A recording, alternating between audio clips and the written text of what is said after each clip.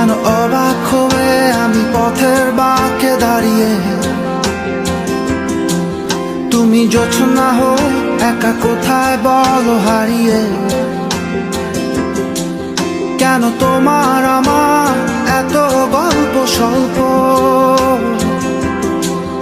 আজ হঠাৎ করে কেন হলো সবই অল্প।